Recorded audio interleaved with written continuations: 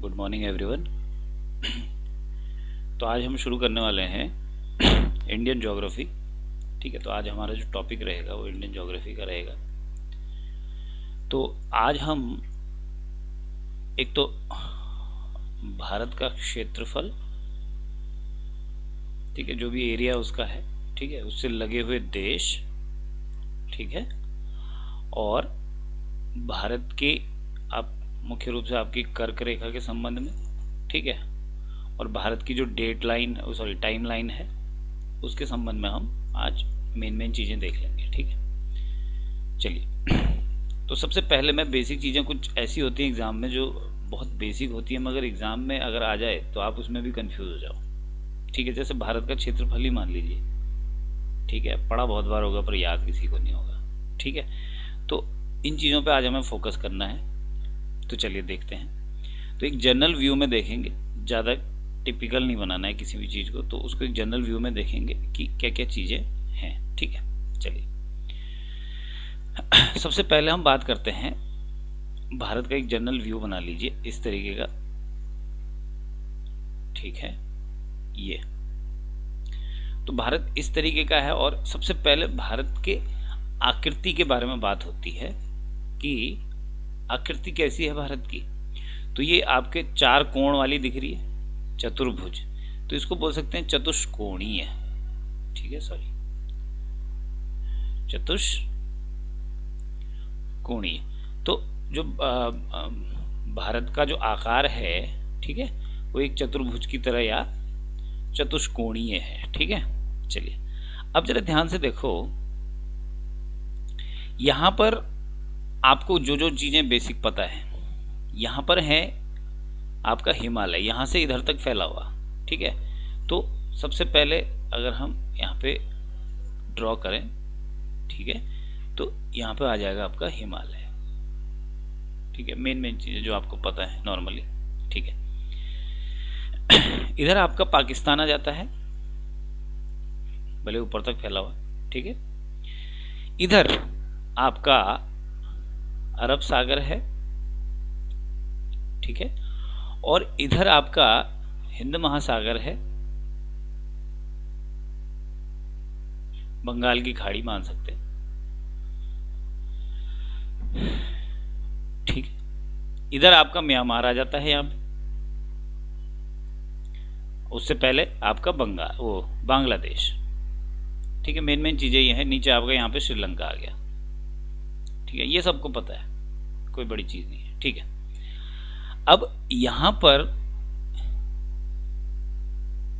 आपके पास सवाल ये नहीं आएगा, सवाल आपके पास एग्जाम में वो आएगा जो बहुत कम लोगों को पता होता है, तो हमें आज उस पर फोकस करना है। सवाल ऐसा आएगा कि भारत का सबसे उत्तरतम बिंदु, जिसे बोलते हैं नॉर्थ मोस्ट पॉइंट, ठीक है, ये हो गया ईस्ट मोस्ट पॉइंट, मतलब पूर्वी बिंदु। ये हो गया मुख्य भूमि का दक्षिणतम, साउथ मोस्ट, और ये हो गया आपका पश्चिम बिंदु। ठीक है, तो कौन कौन से बिंदु हैं जो नॉर्थ, साउथ, ईस्ट और वेस्ट पे हैं। ठीक है, लास्ट पॉइंट्स। ठीक है, चलिए सबसे पहले आपने यहां पे सुना होगा, अगर मुख्य भूमि मतलब जो भारत की भूमि आपको जो बॉर्डर दिखती है, उसमें हम द्वीप नहीं लेते हैं। ठीक है, तो मुख्य भूमि में तो आपका कन्याकुमारी है, पता है सबको। ठीक है, मगर अगर मुख्य भूमि न लें, यहां अंडमान निकोबार को भी ले लें, तो अंडमान निकोबार में है आपका इंदिरा पॉइंट, इंदिरा पॉइंट, और इंदिरा पॉइंट को ही एक इसका जो दूसरा नाम आपको पता होगा, पिग्मेलियन पॉइंट। ये पिग्मेलियन बहुत ज्यादा आता है।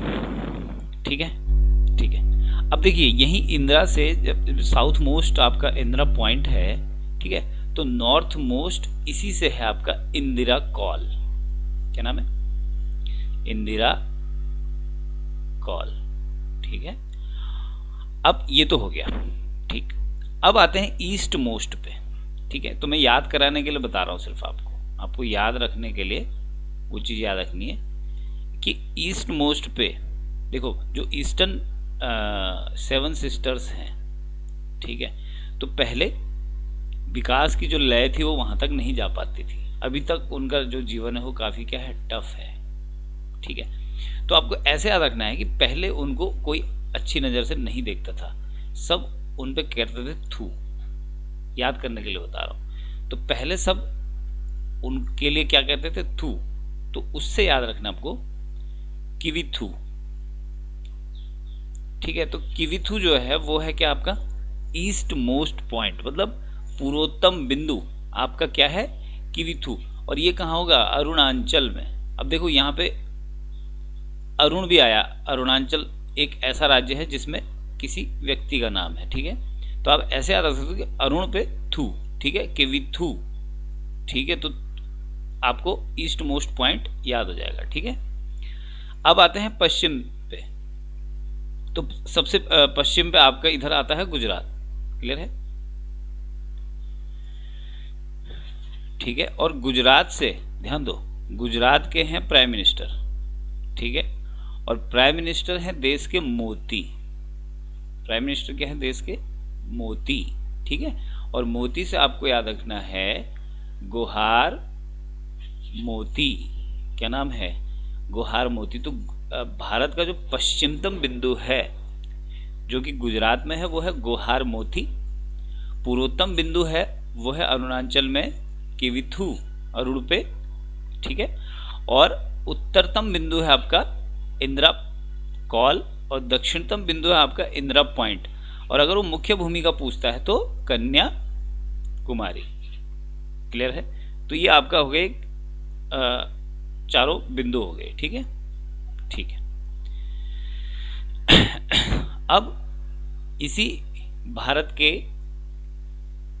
इसी मैप में हम देखते हैं, देखिए भारत इस तरीके का है। तो आपको एक चीज दिख रही होगी, इसकी जो नॉर्थ से साउथ की लेंथ है, ठीक है, नॉर्थ से जो साउथ की लेंथ है ये ज्यादा है, बिल्कुल सही बात है। और एक मिनट,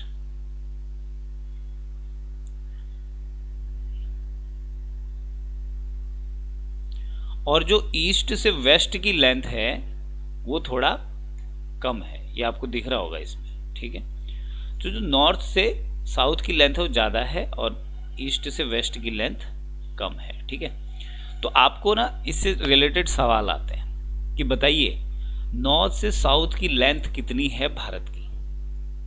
क्लियर है, ठीक है, तो बहुत सरल है, कोई बड़ी दिक्कत नहीं। देखिए कैसे याद रखना है,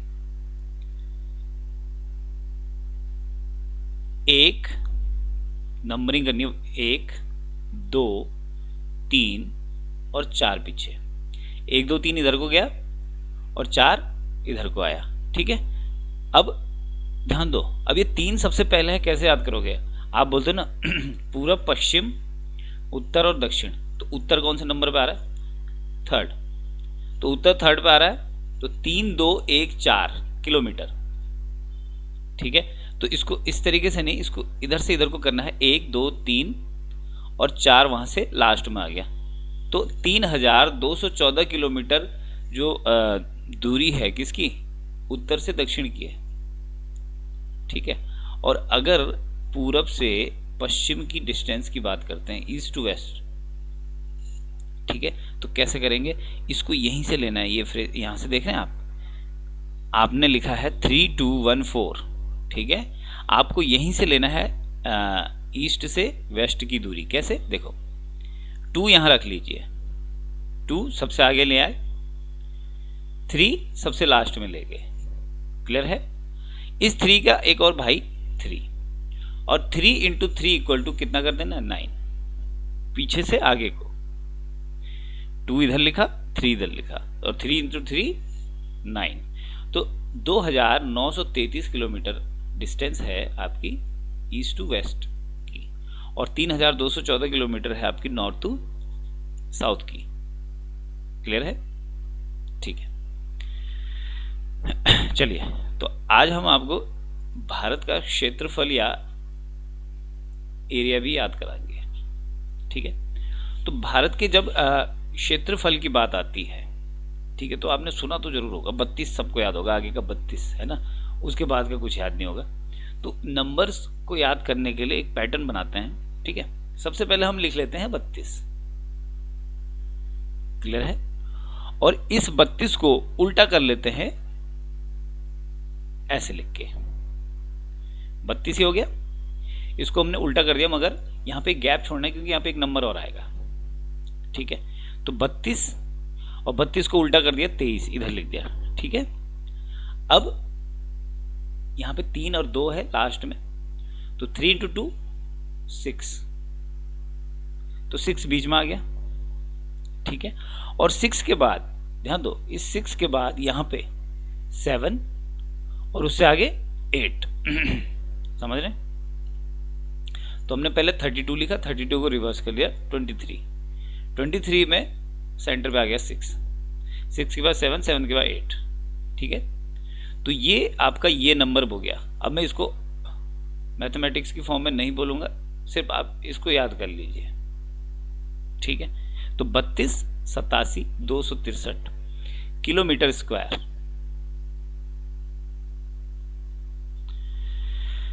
क्या है, भारत का एरिया है, ठीक है। चलिए, अब आपने देखा होगा भारत का जो क्षेत्रफल है, ठीक है, अगर बात करें भारत का क्षेत्रफल विश्व में कौन से स्थान पे है, ठीक है।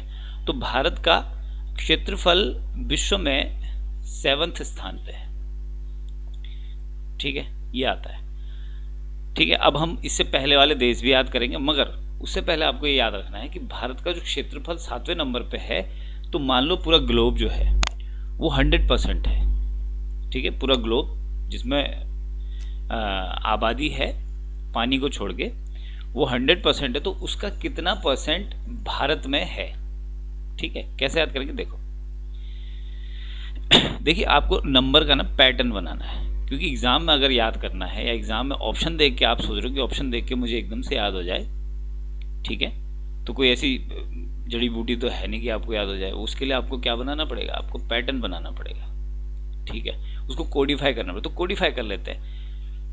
भारत की रैंक क्षेत्रफल के हिसाब से 7वीं है, और 7 क्या होता है, 4 और 3 7 बोलते हैं ना, 4 और 3 7, ठीक है।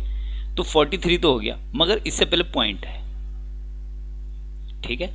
तो 3 और 4 मैंने लिख दिया, देखो 3 4, अब 3 से पहले कौन सा नंबर था, 2, तो 2.43% पूरे विश्व का 2.43% है आपका भारत का क्षेत्रफल विश्व में, ठीक है, ठीक है। अब बात करते हैं, भारत जो 7वीं रैंक पे है, भारत से पहले जो 6 देश हैं वो कौन से हैं एरिया के हिसाब से, ठीक है। तो इसके लिए कोडिफाई एक चीज याद कर लो, रुक, ठीक है, यूसी ब्राउजर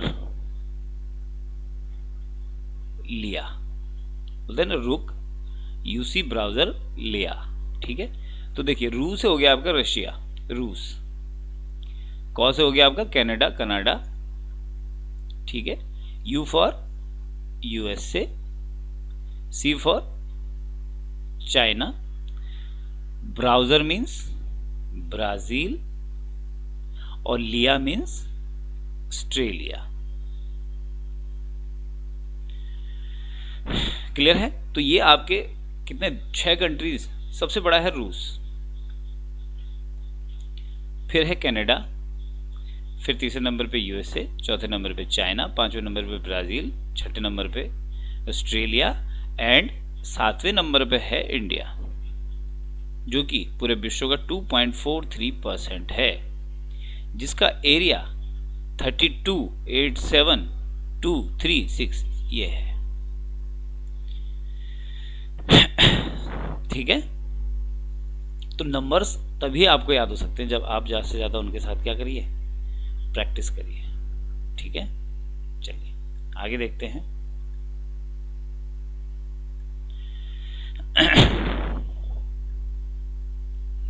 नेक्स्ट सवाल है, अब हम बात करते हैं कटिबंध की। तो मैं आप कटिबंध का एक बेसिक चीज बता देता हूं आपको। यह है आपका ग्लोब। इस पे दो प्रकार की लाइन है, एक है देशांतर जो कि इस तरीके से जाती हैं, ठीक है, और दूसरी है अक्षांश। तो ये अक्षांश है और ये देशांतर है। अब आप कहेंगे कि हम कैसे पता करेंगे कि कौन सा अक्षांश है कौन सा देशांतर है। तो एक चीज याद रखना है, देशांतर मीन्स देशों का अंतर, देशों का अंतर, ठीक है। देशों का अंतर का मतलब है कि देशों के बीच अंतर। अब जरा अक्षांश को देखिए, क्या जो लेटी हुई लाइन है ये देशों के बीच का अंतर बता पाएगी? बिल्कुल नहीं, क्योंकि वो सारे देशों से गुजर रही है ना। भारत से भी वही गुजर रही, फिर आगे जाके वो चाइना में, रशिया में, इधर साइड सब एक ही लाइन गुजर रही है। तो देशों का अंतर नहीं बता पाएगी। देश का अंतर कौन बताएगी? जो अलग अलग होगी खड़े में।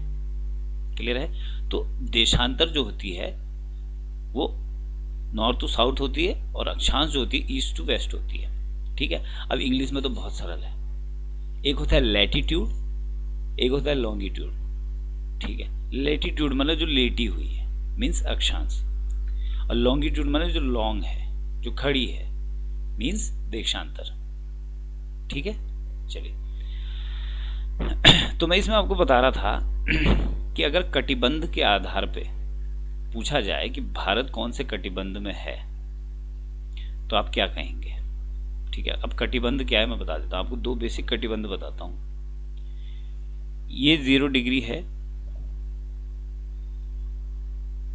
0 डिग्री लाइन है, और उसके ऊपर दो लाइन ऊपर और दो लाइन नीचे, ठीक है। उसके ऊपर एक होता है 23.5 डिग्री, नीचे भी होता है 23.5 डिग्री, ऊपर होता है 66.5 डिग्री और नीचे भी होता है 66.5 डिग्री। मोटा मोटा याद रखिए, ठीक है। 0 डिग्री से जस्ट ऊपर और नीचे होता है आपका उष्ण कटिबंध, ठीक है।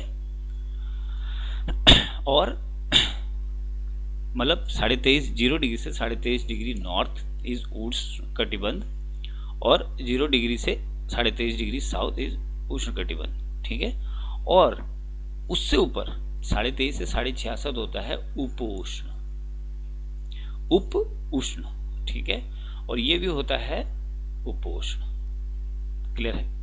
अगर भारत की बात करें, आपको पता है ये भारत है, और आपको पता है भारत के 23.5 डिग्री बिल्कुल 20 से गुजरता है, ठीक है। 23.5 डिग्री भारत के 20 से गुजरता है। इसका मतलब उष्ण कटिबंध में तो भारत है ही, उष्ण कटिबंध में तो भारत है ही, मगर 23.5 से जो ऊपर का एरिया है वो तो उपोष्ण में है ना।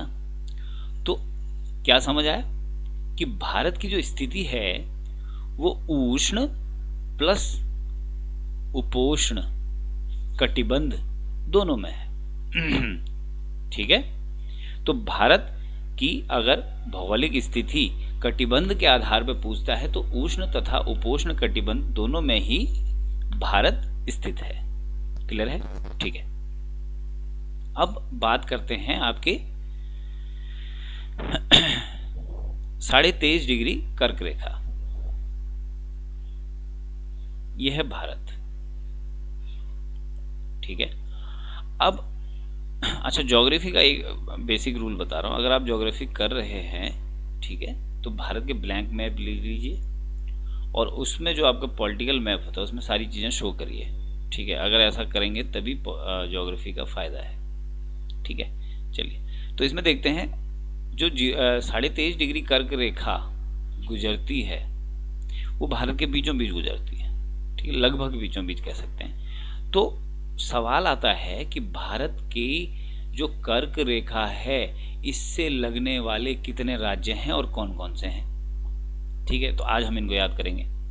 तो जरा ध्यान से देखो, अगर आपको बेसिक सवाल पूछा कि 23.5 डिग्री जो उत्तरी कर्क रेखा है उससे कितने देश, सॉरी कितने राज्य लगते हैं भारत के। तो याद रखो, आप जब क बनाते हो ना, और क में आपको क्या नंबर दिखता है, इस क को थोड़ा तिरछा करके देखिए और इसमें आपको एक नंबर दिखता है, वो है 8। क में कौन सा नंबर दिखता है, नंबर 8। तो भारत के 8 राज्य हैं जिनसे आपकी कर्क रेखा गुजरती है। ठीक है, ये हो गया। ठीक, अब इन 8 राज्यों को याद करने के लिए, ठीक है, एक छोटा सा फॉर्मूला याद रखेंगे, 3 गुच्छा बम।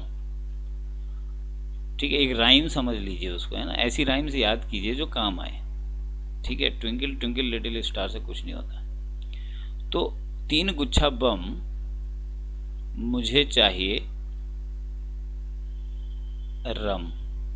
ठीक है, तो 3 गुच्छा बम मुझे चाहिए रम। कैसे याद किया, देखिए, तो से सबसे पहले तो आ रहा है, तो से हुआ आपका त्रिपुरा। सबसे पहले आया तो से आपने बनाया त्रिपुरा। ठीक है, फिर आया गुच्छा का गु से बनेगा गुजरात। ठीक है, फिर गुच्छा का छ आया और छ से छत्तीसगढ़। ठीक है, फिर आया बम का बौ से बंगाल, बंगाल माने वेस्ट बंगाल। ठीक है, मौ से मध्य प्रदेश, सिमेट्रिक नहीं है। ठीक है, झ से झारखंड। ठीक है, फिर आया आपका रौ से राजस्थान, और मौ से मिजोरम। अब मौ से मेघालय भी है, कई चीजें हैं ना, तो मैं यहाँ पे रम बोल रहा हूँ ना लास्ट में, रम मतलब मिजोरम, याद रखना। ठीक है, तो एक हो गया Tripura, second one Gujarat, third is Chhattisgarh, fourth is Bengal, fifth is Madhya Pradesh, sixth is Jharkhand, seventh is Mizoram and eighth is Rajasthan. तो 8 ऐसे राज्य हैं जो कर्क रेखा 23.5 डिग्री से गुजरते हैं। क्लियर है? ठीक है, अब कर्क रेखा तो होगी आपकी लेटीट्यूड, क्योंकि लेटी हुई है इसलिए लेटीट्यूड। ठीक है, अक्षांश रेखा। ठीक है, अब हम बात करेंगे देशांतर की। तो भारत की जो, अच्छा देशांतर पे हम थोड़ी देर में आते हैं, पहले हम बात कर लेते हैं भारत में जो बेसिक चीज मुझे शुरू में बताना चाहिए था पॉलिटिकली, भारत में कितने राज्य हैं और कितने केंद्र शासित प्रदेश हैं। ठीक है, तो ध्यान दो, अभी की जो परिस्थिति है उसके हिसाब से पैटर्न बहुत सही है कि भारत में 28 राज्य हैं और इस 28 का 8 नीचे ले लो तो 8 केंद्र शासित प्रदेश हैं। तो 8 यूटीज हैं और 7 आपके स्टेट्स हैं, सॉरी 28 आपके स्टेट्स हैं। ठीक है, अब जो स्टेट्स तो आपको पता है, वो आपको पता चल जाएंगे, मगर मैं आपको बताने वाला हूं यूटीज। यूटीज हैं आपके 8। ठीक है, तो ध्यान दो, जो आपके 8 यूटीज हैं उनको जरा ठीक से देखते हैं। तो सबसे पहले उन यूटीज को काउंट कर लेते हैं जो आपको पता है। ठीक है, आपको दिल्ली पता है, आपको चंडीगढ़ पता है, आपको पुदुचेरी पता है, आपको अंडमान पता है, निकोबार। ठीक है, आपको लक्षद्वीप पता है, आपको पता है 2 अभी और बने, एक बना लद्दाख जो पहले राज्य थे, और एक बना आपका JNK, सॉरी 6 7, JNK हो गया 7वां। अब जो 8वां है भाई, अब तो 2 बच रहे ना, आपने पहले सुना होगा, एक है दादरा नगर हवेली और एक है दीव दमन। ठीक है, तो ये इंपॉर्टेंट है कि दादरा नगर हवेली और दीव दमन अब एक ही है। दादरा नगर हवेली और दीव दमन जो आपका यूटी है वो एक ही है। क्लियर है? ठीक है, तो ये हो गया आपके 8 यूटीज। तो ज्यादा इसमें मेहनत करने की, बस इतना याद रखना है, दादरा नगर हवेली और दीव दमन जो पहले अलग अलग थे वो अब एक ही यूटी बन गया है। ठीक है, ठीक है। अब हम आते हैं बहुत ही इंपॉर्टेंट टॉपिक आपका 82.5 डिग्री, सॉरी आपका 82.5 डिग्री मतलब 82 डिग्री 30 मिनट, यह आपकी देशांतर रेखा, या जिसे हम कह सकते हैं भारत की समय रेखा। तो टाइम लाइन जो है भारत की वो है 82.5 डिग्री देशांतर रेखा। ठीक है, चलिए ठीक है। अब जरा ध्यान दो इधर, अगर भारत की बात की जाए जो अगर हम भारत के ईस्ट मोस्ट पे जाते हैं अरुणाचल में, और सबसे वेस्ट मोस्ट पे जाते हैं आपका गुजरात में, आपको पता होना चाहिए कि गुजरात अरुणाचल में लगभग 95 डिग्री है इधर का। ठीक है, 95 डिग्री कुछ मिनट। ठीक है, बेसिक बता रहा हूं मैं आपको। और गुजरात की अगर बात की जाए तो 68 डिग्री कुछ मिनट। क्लियर है? अब एक चीज बताइए आप, अगर हम यहां पे देशांतर में इतना ज्यादा फर्क आ रहा है, ठीक है, तो आपने देखा होगा, देखो यहां पे एक बेसिक चीज देखो, पृथ्वी घूमती है अपने अक्ष पर। जब पृथ्वी अपने अक्ष पे घूमती है तो 24 घंटे होते हैं, सही बात है? ठीक है, पृथ्वी अपने अक्ष पे घूमती है 360 डिग्री पूरा, एक पूरा चक्कर लगाती है, 360 डिग्री हुआ कितने घंटे में? 24 घंटे में। तो 360/24 यह आता है आपका 15 डिग्री अपॉन 1। 15 डिग्री अपॉन 1 मतलब एक घंटे में पृथ्वी 15 डिग्री, सॉरी, एक घंटे में 15 डिग्री देशांतर बढ़ जाता है। इसका मतलब अगर आप 15 डिग्री देशांतर आगे चल रहे हो, ठीक है, तो आपका एक घंटा बढ़ जाएगा। अब जरा 68 से 95 के बीच की डिस्टेंस पता करो। 68 से 95 लगभग 30 डिग्री है, और 30 डिग्री का मतलब होता है 2 घंटा। इसका मतलब अरुणाचल जो है वो गुजरात से 2 घंटे आगे चल रहा है। ठीक है, और अगर वो गुजरात से 2 घंटे आगे चलेगा, ठीक है, तो अब तो फ्लाइट का जमाना है, आदमी समय बचाने के लिए फिर यहाँ चला जाएगा, फिर वहां चला जाएगा। समझ रहे हैं? तो इस चीज को, ठीक है, इस चीज को करेक्ट करने के लिए इन्होंने क्या किया, ठीक है, इन्होंने 68 डिग्री से, ठीक है, 15 डिग्री आगे बढ़ा दिया। ठीक है, तो 8 5 13 1, ये देखो 83 समथिंग आ रहा है ना। समझ रहे हैं आप? अगर 2 घंटे का गैप आ रहा है तो इन्होंने क्या किया, अरुणाचल से 1 घंटा और गुजरात से 1 घंटा, ठीक है, दोनों जहां पे मिल रहे थे वहां पे इन्होंने टाइमलाइन डिसाइड कर दी। अब समझ आया कि 82.5 डिग्री आखिरकार टाइमलाइन क्यों बनाई गई? क्योंकि इधर 95 है, इधर 68 है। ठीक है, तो 2 घंटे का गैप आ रहा था, तो उन्होंने अरुणाचल से बोला भाई 1 घंटे तुम चलो या 15 डिग्री तुम चलो, और गुजरात से बोला 15 डिग्री तुम इधर को चलो। तो जहां पे दोनों मिले 15-15 डिग्री पे, वहां पे इन्होंने टाइमलाइन बना दी, और वो टाइमलाइन वाली जगह मिली इनको इलाहाबाद या प्रयागराज का नैनी। प्रयागराज का नैनी, प्रयागराज के नैनी पे दोनों मिले इधर से उधर से, और उन्होंने ये कहा कि यहां पे फिक्स कर दो भाई 82.5 डिग्री, 82 डिग्री 30 मिनट। ठीक है, ये हो गई भारत की टाइमलाइन। ठीक है, तो इससे क्या होगा, पूरे भारत में एक क्या रहेगा, एक टाइम जोन बना रहेगा।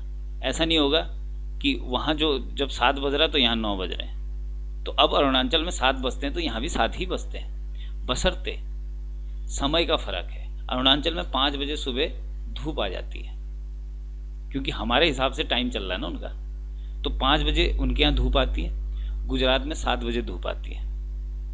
ठीक है, तो उस हिसाब से गुजरात का अगर ऑफिस का टाइम 10 बजे है तो अरुणाचल का ऑफिस का टाइम 8 बजे है।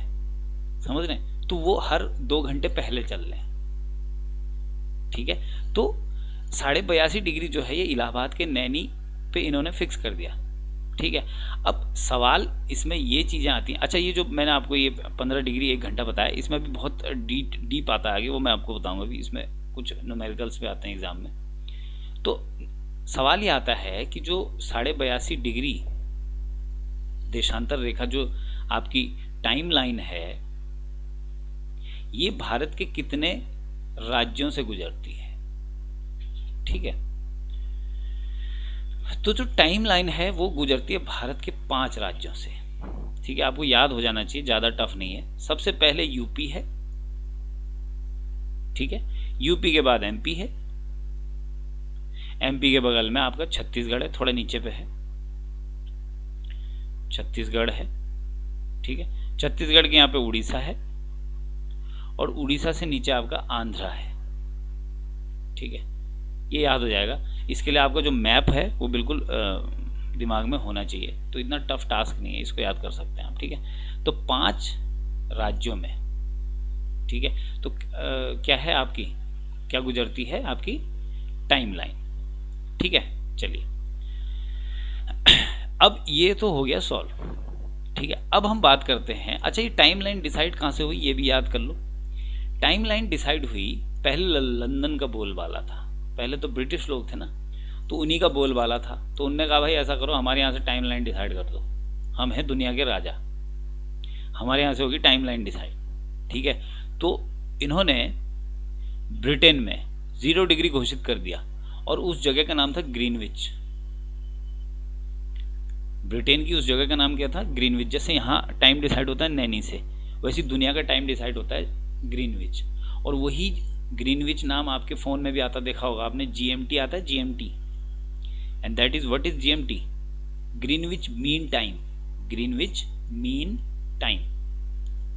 ठीक है, तो ग्रीनविच से, ध्यान दो, इसको भी याद करेंगे, ये ग्लोब है, ये 0 डिग्री है। ठीक है, तो ग्रीनविच से, देखो एक चीज और बताना चाह रहा हूं मैं आपको, देशांतर रेखा और अक्षांश रेखा में बहुत अंतर होता है। देशांतर रेखा जो होती है इसको ग्रेट सर्कल कहा जाता है। क्यों? क्योंकि देशांतर रेखा ऊपर और नीचे से जुड़ी हुई रहती है। जैसे आपने मैग्नेटिक फील्ड देखा होगा साइंस में, ऊपर नीचे से जुड़ा हुआ रहता है ना, बीच में खुलता है। तो जो देशांतर रेखा है उसको ग्रेट सर्कल कहा जाता है, क्योंकि वो हर बार 0 से ही जाता है। देखा होगा ऊपर नीचे अगर जुड़ा हुआ है ना तो वो गोल ही बनाएगा, तो पृथ्वी के 2 भाग करता है हर बार। ठीक है, तो जो देशांतर रेखा है, ठीक है, देशांतर रेखा 0 डिग्री है आपकी ब्रिटेन। ठीक है, जब आप यहां से पूरब की ओर चलोगे तो समय बढ़ेगा, समय आगे आएगा, और जब आप यहां से पीछे की ओर जाओगे तो समय घटेगा। तो इसको लेफ्ट और राइट बना देते हैं, तो इधर आपका राइट है, तो ग्रीनविच से राइट की ओर चलोगे तो बढ़ेगा, ग्रीनविच से लेफ्ट की ओर चलोगे तो घटेगा। तो इस हिसाब से हम कह सकते हैं कि भारत 0 डिग्री से 82.5 डिग्री है, तो इसका मतलब वहां समय बढ़ रहा है। ठीक है, कितना बढ़ रहा है वो मैं आपको भी बताऊंगा। ठीक है, मगर इसको पहले बेसिकली देखेंगे कि समय बढ़ रहा है। ठीक है, चलिए अब आ जाते हैं इसके बेसिक न्यूमेरिकल्स पे। कई बार सवाल आता है कि मान लो कोई जगह, वो आपको दे देगा, मान लो कोई जगह 0 डिग्री से, ठीक है, आगे, मतलब 0 डिग्री से राइट की ओर या ईस्ट की ओर 100 डिग्री पे है, उसका जो लॉन्गिट्यूड है वो 100 डिग्री है, तो बताओ वो 0 डिग्री से कितने घंटे आगे है। इस तरीके के सवाल आते हैं। ठीक है, तो कैसे इसको सॉल्व करेंगे, देखो सबसे पहले तो ये समझो कि ग्लोब जो है, पृथ्वी अपने अक्ष पर 360 डिग्री घूमती है जब, तो 24 घंटे लगाती है। जब एक चक्कर लगाती है तो 24 घंटे होते हैं। तो ये हो गया घंटा और ये हो गया डिग्री, तो इसको ऐसे ही रखना है। तो जब इसको सॉल्व करोगे तो ऊपर आ जाएगा 15 डिग्री और नीचे आ जाएगा 1 घंटा। मतलब समझ रहे हैं? देशांतर जो है जब वो 15 डिग्री मूव कर रहा है तो 1 घंटा हो जा रहा है भाई, समझ रहे हैं? मतलब 0 डिग्री से 15 डिग्री हम राइट की ओर गए तो 1 घंटा बढ़ गया, और 0 डिग्री से 15 डिग्री लेफ्ट की ओर गए तो 1 घंटा घट गया। ठीक है, मतलब कुल मिला के बात यह है कि ये 0 डिग्री है, अगर ये 15 डिग्री आ गया तो 1 घंटे का गैप है, और अगर ये 0 डिग्री से 1 घंटा 15 डिग्री इधर आ गया तो यहां 1 घंटा कम हो जाएगा। क्लियर है? ठीक है, अब इसको फिर से तोड़ते हैं। कैसे तोड़ेंगे? 15 डिग्री अपॉन 1 घंटे को मिनट में चेंज कर दो, 60 मिनट, इसको मिनट रखो। ठीक है, तो 15 डिग्री मिनट कितना हुआ? 60। तो इसको सॉल्व करेंगे तो 15 चौको 60, मतलब 1 डिग्री अपॉन 4 मिनट। इसका मतलब समझ रहे हैं? जब 1 डिग्री मूव करता है तो 4 मिनट बढ़ता है। ठीक है, इधर को राइट साइड को, और लेफ्ट साइड को जब 1 डिग्री घटता है तो 4 मिनट घटता है। क्लियर? सेम चीज होगी। ठीक है, ठीक है। अब हम भारत की बात करते हैं। सवाल आएगा कि 82.5 डिग्री तो आपको पता है। ठीक है, तो बताओ भारत 0 डिग्री से कितना घंटे आगे है? कैसे सॉल्व करेंगे इसको? देखिए, इसको सॉल्व करने का एक तरीका है। सबसे पहले 82.5 को 82.5 लिखिए। ठीक है, तो 82.5 डिग्री हो गया। क्लियर है? ठीक है, अब 82.5 डिग्री जो मैंने लिखा है, ठीक है, ये बताओ 1 डिग्री में, थोड़ी देर पहले मैंने आपको बताया 1 डिग्री में कितने मिनट चल रहा है? 4 मिनट। 1 डिग्री में 4 मिनट चल रहा है। तो जब 1 डिग्री में 4 मिनट चल रहा है तो 82.5 डिग्री में कितना मिनट चलेगा? तो इसको इंटू 4 कर देंगे आप, तो 82.5 इंटू 4 डिग्री करोगे तो ये आएगा लगभग 330 मिनट। कितना मिनट आएगा? 330। और 330 मिनट में कैसे होता है देखो, मैं आपको ट्रेडिशनल बता रहा हूं। 1 मिनट में, सॉरी 1 घंटे में 60 मिनट, तो 60 इंटू 5, 6 पंजे 30, 300 मिनट तो हो गए 5 घंटे। हमने निकालना है 330 का, तो 30 मिनट एक्स्ट्रा बच रहे हैं ना, और 30 मिनट एक्स्ट्रा का मतलब आधा घंटा। तो इसका मतलब जो भारत का समय है वो ग्रीनविच मीन टाइम से 5.5 घंटे आगे चल रहा है जी। कितने घंटे आगे चल रहा है? 5.5 घंटे। ये तो हमने निकाला डिग्री से समय। ठीक है, अब हम निकालेंगे समय से डिग्री। कैसे? देखो ऐसे, आपने कहा कि एक, जैसे भारत का एग्जांपल लो, ठीक है, इसको वाइस वर्सा करके देखते हैं ऊपर वाले को। ठीक है, देखो ये इस पे फोकस रखना। ठीक है, जो ये ऊपर मैंने लिखा है इस पे फोकस रखना। यह है 330।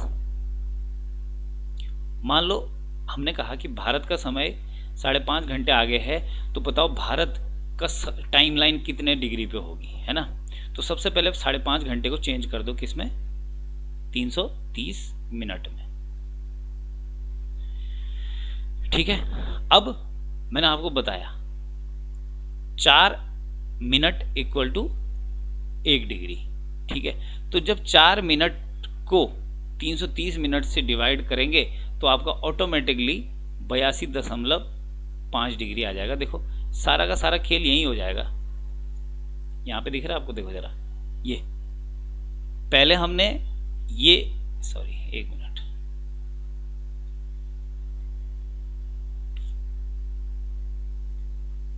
देखो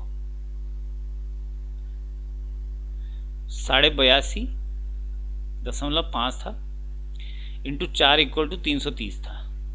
ठीक है, इससे देखो आपको ये गिवन था, आपने ये निकाला। अब आपको ये गिवन है तो ये निकालना है, तो जो आपने यहाँ 4 मल्टीप्लाई किया था ना, ये यहाँ डिवाइड में आ जाएगा ना, और आपका आंसर क्या आ जाएगा 82.5। मैथ्स में 3 चीजों से फॉर्मूला बनेगा, देखो एक ये है, एक ये है, एक ये है, ठीक है। 2 चीजें गिवन देगा, एक चीज हटा देगा। तो पहले इसने ये गिवन दिया था 82.5 और 4 तो आपको पता ही था, तो आपने निकाला 330। अब इसने 330 गिवन दिया है तो 82.5 आपको निकालना है, ठीक है, कोई बड़ी दिक्कत नहीं। एक एग्जाम्पल हम सेट करते हैं। सवाल है कि कोई देश की कोई जगह है, एक जगह है जो जीएमटी से 7 घंटे आगे है। जीएमटी से कितने घंटे आगे है? 7 घंटे। जैसे भारत 5.5 घंटे, तो ये जगह जीएमटी से 7 घंटे आगे है। तो बताओ कि वो कितने डिग्री पर होगा, मतलब कितने देशांतर पर होगा, कितने डिग्री देशांतर पे होगा, मतलब लॉन्गिट्यूड, कितने लॉन्गिट्यूड पे होगा, ठीक है। कैसे निकालेंगे? देखो, सबसे पहले 7 घंटे को मिनट में चेंज कर दो, ठीक है। तो 7 घंटे को मिनट में चेंज किया तो कितना आया? 420 आ गया। देखो वही कहानी होगी, जो यहाँ 330 आया था, यहाँ 420 आ गया। अब ये मिनट आ गया, तो भाई डिग्री में चेंज करना है ना, तो 1 डिग्री इक्वल टू 4 मिनट। तो इसको 4 से डिवाइड करोगे ना, जैसे यहाँ किया था सेम करना है। ये देखो, तो 4 से डिवाइड करेंगे, 4 एकम 4 और 4 पंजे 20, मतलब 105। 105 डिग्री पे वो देशांतर होगा जो 7 घंटे आगे जा रहा है। समझ रहे मेरी बात को? तो इस तरीके से आप इसको प्रैक्टिस कर सकते हैं, देशांतर और टाइम को। क्लियर है? ठीक है। अब मैं साथ ही में आ जाता हूं आपकी डेट लाइन पे, ठीक है। डेट लाइन, तो व्हाट इज डेट लाइन? ध्यान दो, जैसे टाइम लाइन है, ठीक है, टाइम जोन है, जैसे रशिया में 6-7 टाइम जोन है, अमेरिका में 3-4 टाइम जोन है, ठीक है। डेट लाइन इन्होंने बड़ी दिमाग से किया। डेट लाइन इन्होंने किसी देश के बीच से नहीं गुजारा, बल्कि डेट लाइन इन्होंने प्रशांत महासागर से गुजारा। कहां से गुजारा है? प्रशांत महासागर से। प्रशांत महासागर के बीचों बीच इन्होंने डेट लाइन गुजार दी, ठीक है। और वो डेट लाइन इन्होंने सीधी नहीं गुजारी है, वो डेट लाइन गुजारी है टेढ़ी मेढ़ी, टिल्ट करके। और ये कितने बार टिल्ट है? 8 बार। 8 बार डेट लाइन मुड़ी हुई है। क्लियर है? प्रशांत महासागर से गुजारी है और कोई भी देश बीच में नहीं है, नहीं तो एक ही देश में 2 डेट्स हो जाएंगी। समझ रहे हैं बात को? तो जो डेट लाइन है, सबसे पहले ये पता करते हैं कि डेट लाइन कितना डिग्री देशांतर है। तो डेट लाइन है 180 डिग्री देशांतर इज डेट लाइन। क्लियर है? अब क्यों इसको टिल्ट किया गया है? इसको टिल्ट इसलिए किया गया है कि किसी देश में एक से ज्यादा डेट ना हो। यहां पता चला गुजरात में 2 तारीख है और अरुणाचल में 3 तारीख है, तो इसमें गड़बड़ हो जाएगी। ठीक है, ठीक है। अब इसका एक बेसिक फैक्ट मैं आपको जो बता देता हूं। ग्लोब में जब आप टाइम लाइन में जाते हो तो इधर को क्या होता है? प्लस, और इधर को क्या होता है? माइनस। ये टाइम लाइन है, मतलब 0 डिग्री। ठीक है। मगर जब आप डेट लाइन में गुजरते हो, डेट लाइन कितनी है? 180 डिग्री है। जब आप डेट लाइन में ऐसे नहीं बनाएंगे, इसको ऐसे ऐसे बनाएंगे। जब आप डेट लाइन में गुजरते हो तो इधर को होता है माइनस। जब आप उसके पूरब में जाओगे तो माइनस होगा दिन, और जब इधर को जाओगे तो प्लस होगा दिन। ये चीज याद रखना है। टाइम लाइन में इधर प्लस इधर माइनस, और डेट लाइन में इधर माइनस इधर प्लस। मतलब इधर जाते हैं तो दिन घटता है, इधर जाते हैं तो दिन बढ़ता है। क्लियर है? तो ये आपका हो गया टाइम और डेट लाइन और भारत के क्षेत्रफल से संबंधित सारे के सारे फैक्ट्स। ठीक है, कोई डाउट हो तो आप कमेंट में पूछ सकते हैं। ठीक है, कल हम एक नया टॉपिक लेंगे। ठीक है, तो ये आपका लेक्चर नंबर 2 था, जो कि था आपका इंडियन ज्योग्राफी। ठीक है, थैंक यू वेरी मच।